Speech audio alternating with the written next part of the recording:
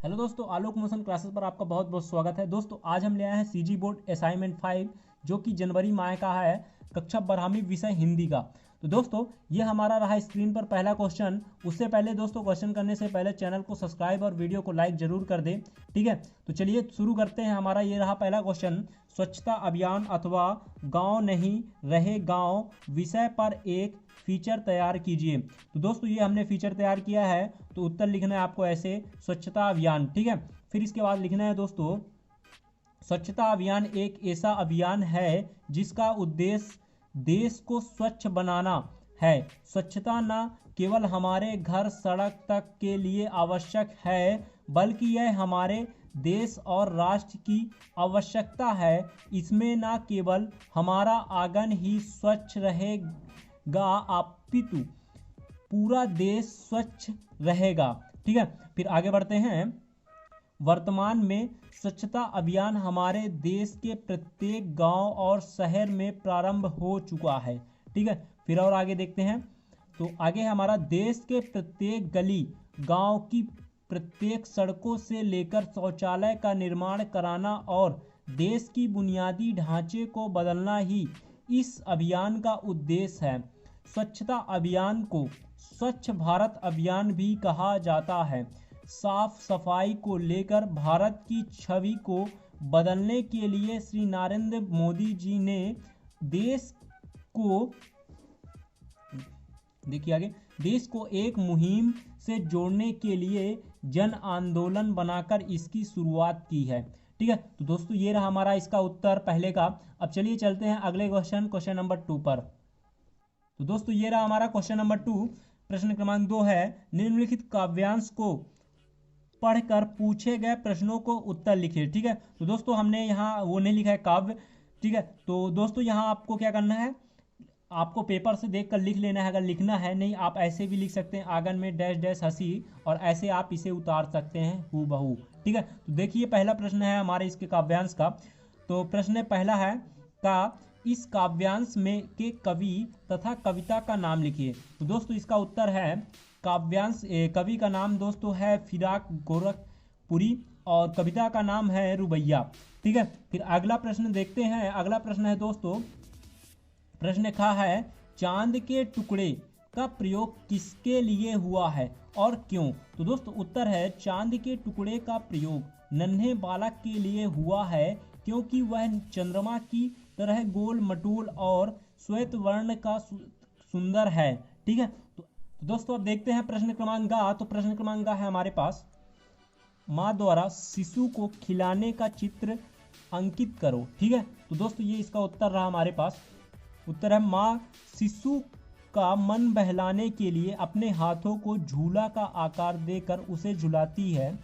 कुछ कुछ देर में वह अपने लाडले बच्चे को हवा में उछाल देती है और वातावरण बच्चे की खिलखिलाहट से गूंज जाती है, ठीक है। तो दोस्तों ये चित्र अंकित है।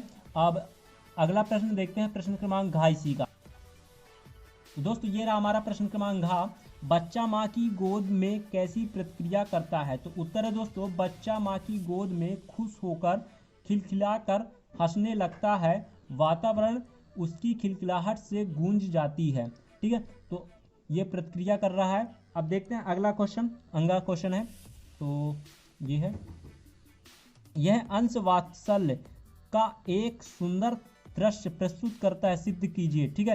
तो चलिए सिद्ध करते हैं। उत्तर है, यह अंश वात्सल्य का एक सुंदर दृश्य प्रस्तुत करता है, क्योंकि इस अंश में शायर ने माँ और बच्चे के बीच वात्सल्य का सुंदर चित्रण किया है, जिसमें माँ बच्चे को बहलाने के लिए अनेक तरीके अपनाती है, ठीक है। तो दोस्तों ये रहा इसका उत्तर। अब देखते हैं प्रश्न क्रमांक 3। तो प्रश्न क्रमांक 3 है हमारा यहाँ, दूर के ढोल सुहावने होते हैं, इस कथन का भाव पल्लवन कर लिखिए, ठीक है। तो उत्तर है दोस्तों, दूर के ढोल सुहावने होते हैं, यह एक कहावत है जिसका अर्थ है, यदि ढोल नज़दीक में बजे तो उसकी आवाज़ कठोर और कानों को फाड़ने वाली होती है, परंतु वही आवाज़ दूर से सुनाई दे तो कर्ण प्रिय लगती है। ठीक है, कर्ण यानी कानों को प्रिय लगती है और है क्योंकि मनुष्य की कल्पना में ढोल की आवाज के साथ विवाह की उमंग, उत्साह और आनंद सम्मिलित रहते हैं। ठीक है, इसी प्रकार जीवन के प्रति बुजुर्गों एवं युवकों का दृष्टिकोण है कि सचमुच जीवन की कल्पना दूर के ढोल सुहावनी होती है, परंतु यथार्थ के धरातल पर आते ही जीवन की कटुता का अनुभव होता है। प्रेम का कपिल संसार कहीं खो जाता है और जीवन संग्राम में जूझते हुए वे सोचते हैं कि दूर से प्रत्येक वस्तु आकर्षित प्रतीत होती है। अब दोस्तों देखते हैं अगला क्वेश्चन हमारा चौथा है, गुम होता बचपन अथवा जीवन है या तनाव, ठीक है, पर एक आलेख तैयार कीजिए। तो चलिए देखते हैं आलेख अपना। उत्तर है गुम होता बचपन पर किए हमने तैयार। ठीक है, तो देखिए, जिंदगी का सबसे खूबसूरत समय बचपन होता है और कोई भी व्यक्ति अपना बचपन नहीं भूलता है, लेकिन आज के माहौल के हिसाब से देखा जाए तो जैसे बच्चों से उनका ही बचपन ही छीन लिया गया है। जब तक बच्चों के जानने और खेलने कूदने की उम्र होती है उसी वक्त उन पर पढ़ाई का बोझ लाद दिया जाता है, और दूसरी ओर आज का जमाना वैज्ञानिक और इलेक्ट्रॉनिक हो गया है, जिससे बच्चों को पुराने शारीरिक और व्यायाम वाले खेलों से परिचय नहीं हो पाता। ठीक है, आज के बच्चों का बचपन मोबाइल, कंप्यूटर और टेलीविज़न में है।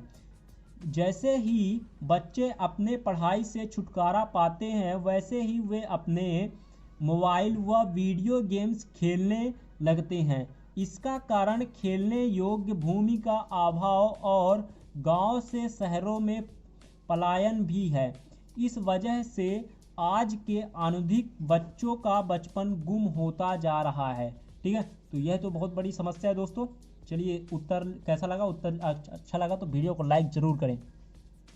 अब देखते हैं अगला क्वेश्चन नंबर 5। तो दोस्तों ये रहा हमारा क्वेश्चन नंबर 5। ठीक है, तो प्रश्न क्रमांक 5 है, आदर्श निबंध में की कौन कौन सी विशेषताएं होती है, किन्हीं 8 विशेषताओं को लिखिए। ठीक है, तो दोस्तों ये रहा हमारा उत्तर। आदर्श निबंध की निम्न विशेषताएं होती हैं। ठीक है, पहला है निबंध लेखन हेतु विशेष प्रकार के मानसिक स्थिति का होना आवश्यक है। ठीक है, फिर दूसरा है निबंध रचना को सुंदर बनाने के लिए उसका आकार छोटा होना चाहिए। ठीक है, फिर तीसरा है दोस्तों निबंध लेखन के पूर्व उसकी भूमिका बना लेना चाहिए। ठीक है, चौथा है दोस्तों सामग्री और शैली निबंध के 2 प्रधान अंग है। ठीक है, पांचवा है दोस्तों भाषा में प्रवाह होना चाहिए। छठवां है छोटे वाक्य व एक दूसरे से संबंध होना चाहिए। ठीक है, और सातवां है दोस्तों सार गर्भित शीर्षक होना चाहिए। आठवां है दोस्तों अलंकारों, मुहावरों और लोकोक्तियों का समावेश आदर्श निबंधों हेतु आवश्यक है। ठीक है, तो दोस्तों ये रहा हमारा कंप्लीट क्वेश्चन का आंसर। अगर वीडियो अच्छा लगा तो वीडियो को लाइक करें, चैनल को सब्सक्राइब करें, दोस्तों के साथ शेयर करें। मिलते हैं अगले वीडियो पर। आपको सभी वीडियो के लिंक डिस्क्रिप्शन पे या वीडियो के अंत में या आपको आई बटन पर मिल जाएंगे।